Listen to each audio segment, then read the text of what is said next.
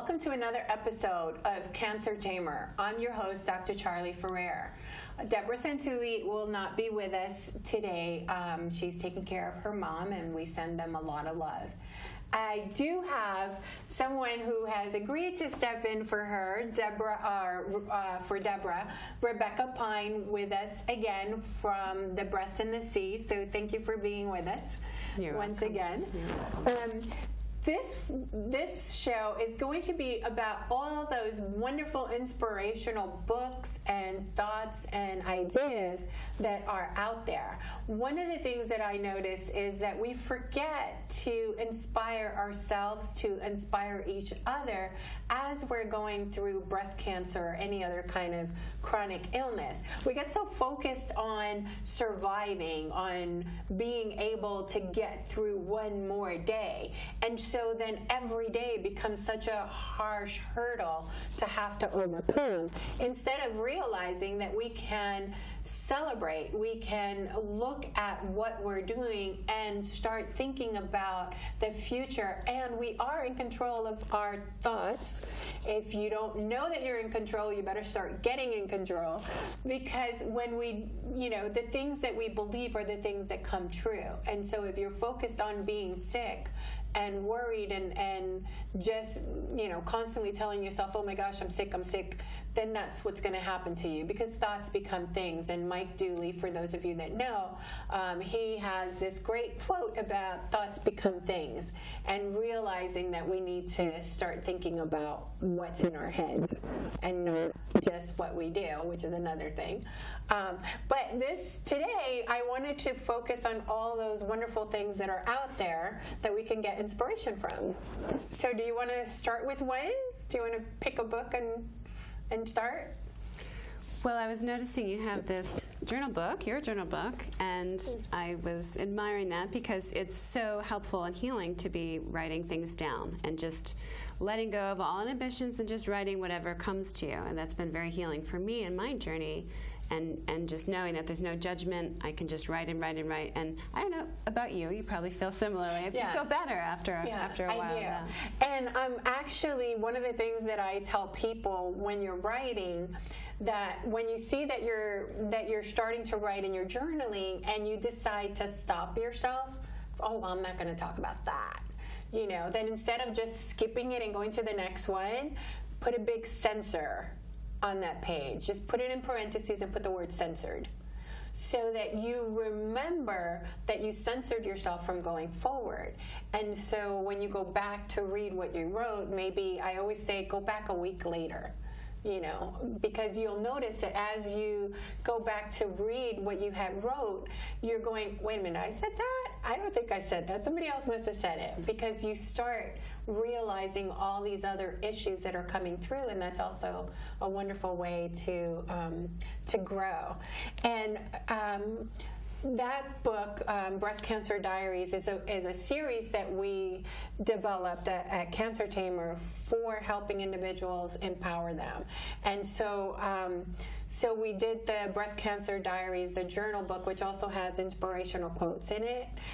We also did one called Inspirational Quotes, Thoughts and Ideas, which has some wonderful inspirational quotes, and I'm going to read one to you because I was reading it just before we started, and I thought it was the funniest thing.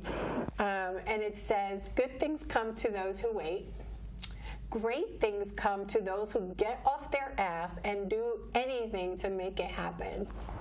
And the person that wrote that is unknown, but it is that part of, if you're not going to row the boat to safety, then don't get sad if you drown. You have to take action. And that's part of what we were always talking about to you, is taking action, being able to do something, even if it's, if it's by yourself, or joining a group, or joining an organization. Or I really love your organization, the Breast and the Sea, and being able to be with others who have experienced the same thing, who are able to discuss it with you. One of the people had asked me, well, do you do support groups at Cancer Tamer? I said, no, we don't do support groups. because we do empowerment groups. And so we focus on empowering the person, not just supporting, because I find that a lot of support groups are based on the fact that we're all sharing our pain and we're all sharing the horrible things that we went through. And that's wonderful to do, but at some point you have to stop sharing the horrible things and start creating the wonderful things and start looking at where you're going to move forward with that.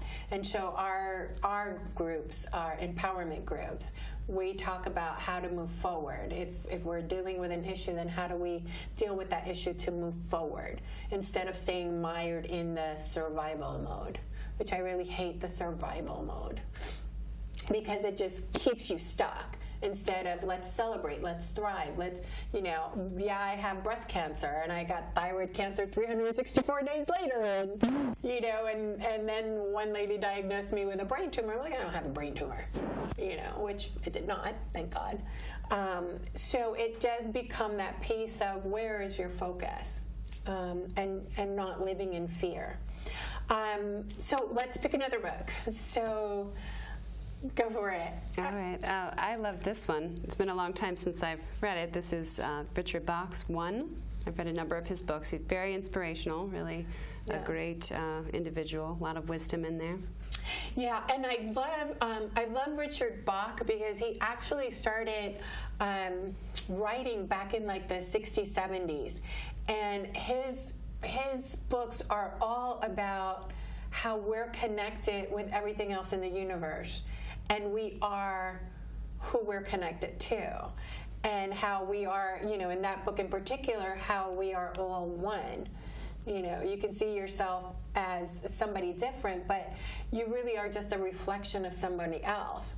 And, I started talking with a friend and I said, what if we're all just one person with a million identities, and so you're a part of who I am, and you think this way, and so you're just a reflection of that aspect of myself. And so I'm a reflection of Richard Bach and his aspect, and I'm also a reflection of people thinking bad, because that's also in us. So which reflection, which mirror do we want to look into and want to stay with? And it's okay if sometimes you get down. I'm not saying you can't, but don't stay there. Sure. If what's that saying? If you're going through hell, keep going. Keep going, because there is an end to it. So being able to do that. And I know Richard Bach, I love his stuff too. He also had one, allusions to the adventures of the reluctant student, which I really enjoyed. And I'm one of those people that writes in their books.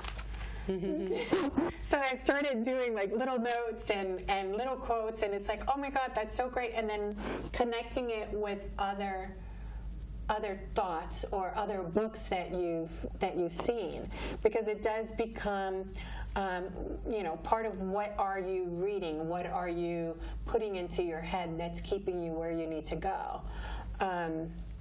One of these I said, if we create the life, why do we not make it a happy one?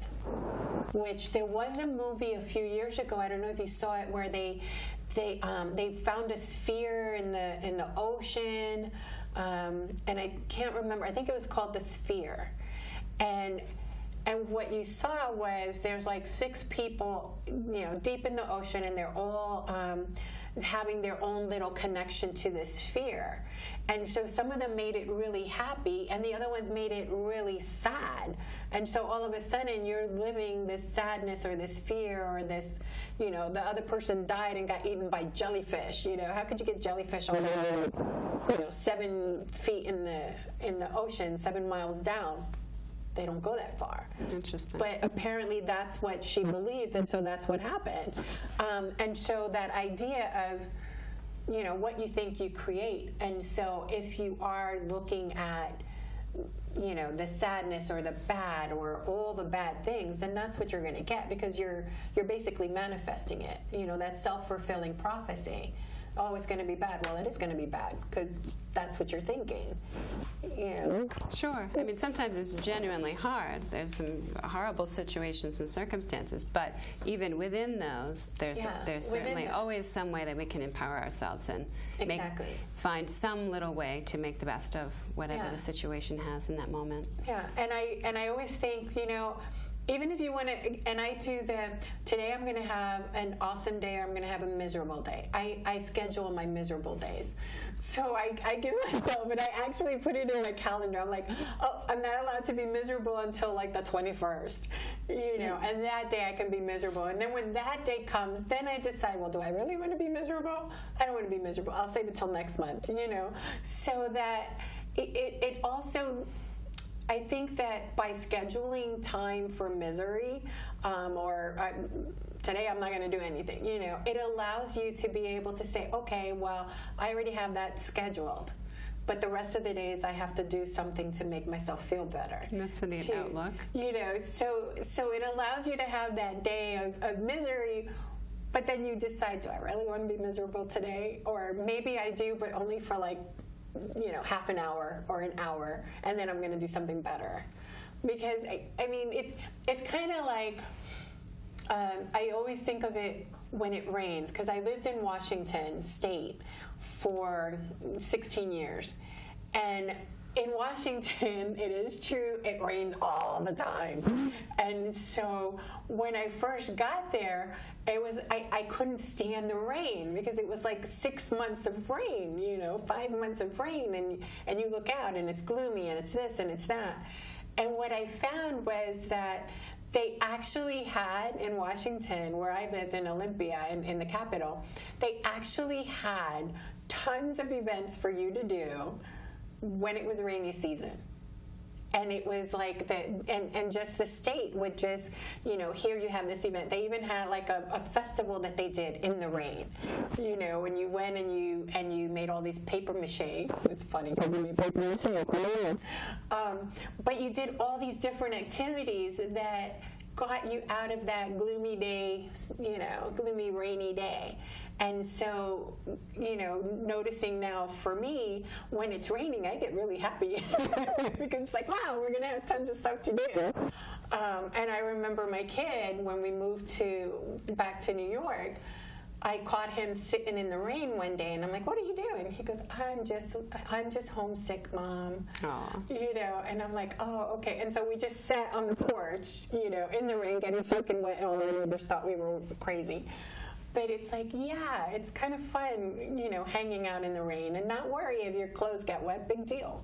You know, same thing with when you have, you know, adversity. Mm-hmm. Okay, well, you know, you're going to get wet. You're gonna feel horrible. But you don't have to stay there. Sure. You know, sure. Find a way to get out of it. One of the things that we're doing, too, is that we have created a Cancer Tamer box that we are making up for women and men with breast cancer. And part of the box, I know there's a lot of boxes out there, the chemo box, the cause box, the spiritual box, and so on. One of the things that separates our box from everybody else is, one, we're focused only on breast cancer issues. Because that's basically our thing. But we are also doing a special gift of an inspirational book that we are providing to the person with the box. And we're asking those out there that if you find a book that's inspirational, like this is such a great book, you know, that's inspirational, that brought you inspiration, made you feel better, whether it's a cancer book or just a book like The Secret or something like that, that brought you inspiration and you would like to donate it to a cancer patient, then by all means donate that book. But we do require you to put in a letter from you why that book was inspirational. Whether it helped you or whether you're hoping that it helps them. Don't make it a 10-page letter. Just, you know, a brief note that says, you know, I found this book really great on page, you know, 51. You'll have this great inspiration that I found that helped me, and sharing that. And I think the beauty of that is that one person is sharing with another. And we don't know who's going to get that book. It's just going to go out into the universe and the next person will get it. But it does inspire and allow you to be able to say, wow, maybe this inspired me. Why don't I share that with someone else? And then we can take these books and just, who got it this time, who gets it the next time. That's great. Which is always a fun thing to do. What else do you got? Oh, lots of good choices here. I haven't read too many of these, but I'm really excited to see the possibility. And my daughter and I, by the way, we put on our rain boots when it starts storming, and we stop what we're doing, and we go out and we experience the storm. Yeah. That's what we love, yes. Yeah, I remember when I was a kid, we used to go in the rain, but we had, I grew up in Puerto Rico. For the summers, I would go and visit my grandma, and I grew up here in New York. But I always remember when I was a kid, we would go out in the hurricane before the winds got really bad, and we would just go out and play in the rain and joke around and everything. And then when the wind started getting bad, it was, we'd have to come back into the house and then sit up against the doors, so that we wouldn't be blown out. But it's one of those parts of, it was so much fun to connect with nature, which is part of what you're doing with the Breast in the Sea, which is connecting with nature and allowing you to heal that way, allowing you to have a lot of fun, a lot of connection. And I think that's so important, because when we connect back to the earth, when we connect to the sky, when we connect with nature, we actually start to heal. Yes. And they're actually doing so many studies now that are showing that when you have that hour in nature, that your heartbeat gets better, that any chronic condition starts getting better because of your exposure to nature. Yes. And that's so fascinating to me, because we have gotten so far from nature. That we're going away from our healing, and so many other chronic conditions have developed because we've become such an industrial nation. It's so true, and yet we are part of nature too. And the more we embrace that, the more whole we can be. Yeah, and so schedule some time with nature in your calendar, at least once a week. Minimum once a month. Exactly. Don't wait till when I go on vacation next year. No, do it now. Yeah, it doesn't have to be anything super pristine. It can be a walk around the block. There's parks in the inner cities. Right. Everywhere you go, you can pick up a rock or a stone, or just breathe in the air, feel the sun shining, whatever, or the rain, whatever it may be. Yeah, whatever it may be. Another one that I saw is, I actually love the book The Secret, Rhonda Byrne, and I know I'm saying her name wrong. Rhonda Byrne, who did The Secret. She did a whole video of it as well, which actually came out at least 10 to 20 years ago. And it's all about manifesting what you desire in life, manifesting, knowing the secret. And the secret is, I don't want to spoil the secret for you, but the secret is that you are in charge of your life. You are in charge of what goes on in your thoughts, in your minds, in your understanding. And this was actually one of the books that was sent to me, and I got some pictures in here. I don't want to show them because I don't know who these people are. But they sent it to me with some pictures, which I thought was really beautiful. But in The Secret, I also found that when I was going through my diagnosis, my third diagnosis, that I'm listening to The Secret and listening to how we manifest what we think.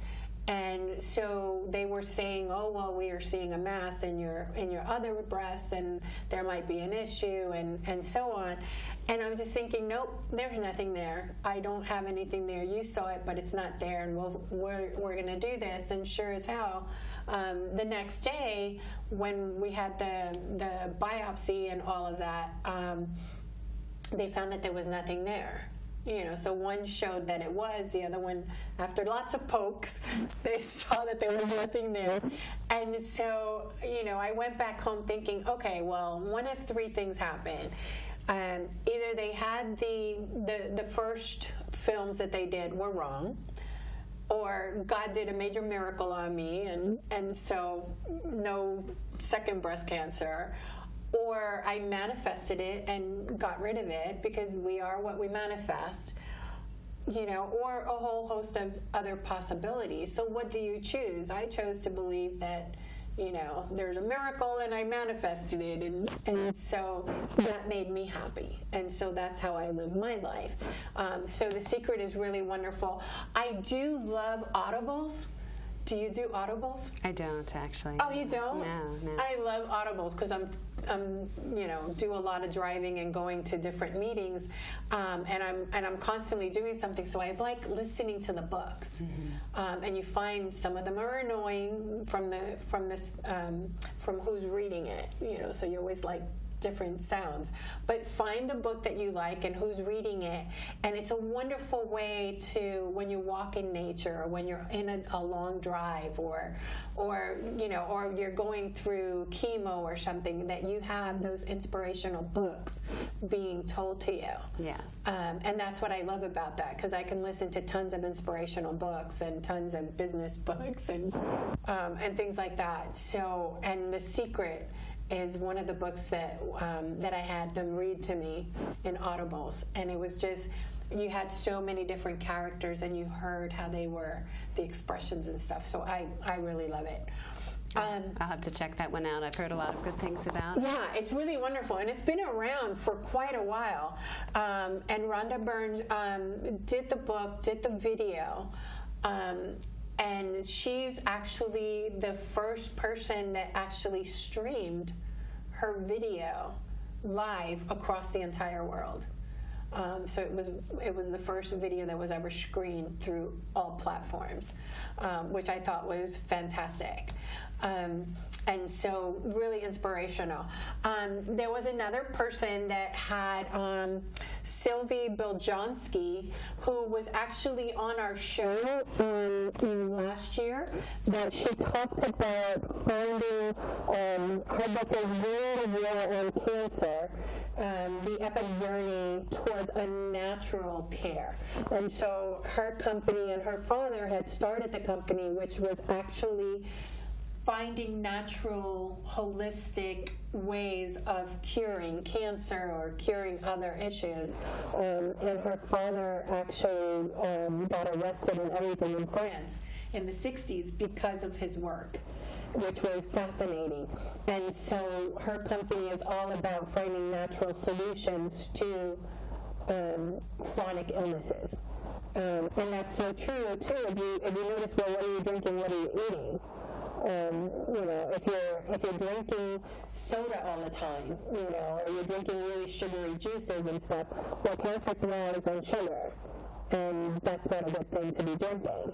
So being able to notice what you're eating, what you're drinking, they make fun of me when I go to the grocery store because I read all the labels. I do that too. Right? And you end up where you can't eat half of the things that you used to eat because you realize now that they're really not healthy. That's when one of my sister refuses to go grocery shopping with me because she says I ruin all the food for her. Because it's like, no, that has, soy lecithin, which, processed soy is not good for you. And so, or carrageenan. And so, again, another place that's not good for you because it causes inflammation. And so her thing was that I ruin all her ice creams because they all have carrageenan, except some of them don't. So you have to read the label. And so it becomes no, you're ruining this. No, I'm going to have my chips. I don't care if it has chemicals. So many additives these days. So many additives. That's like we just had a comadrazo for those of you that are Latin or want to be Latin. We have what's called a comadrazo, which is a whole bunch of Latin women getting together to connect, and it was started by Nora Comstock in Austin, Texas, about 20 years ago. ago, and now they have like 22,000 women are part of it. And so we had the guacamole, and I always make my own guacamole, but in it, they had one that was, store-bought and so on. And the first thing that came to my mind was, how many chemicals did you put in that to make it a shelf life? And do I really want to eat that? I'll just bypass it, So things to consider. Another book before we end, this one is actually by Shannon Kaiser, Joy Seeker, and this one was actually donated. We had a whole bunch of books donated from Kensington Publishing, the Kensington Publishing House, which donated these books for our Cancer Tamer box. Great. That is about letting go what's holding you back and living your life and being a joy seeker.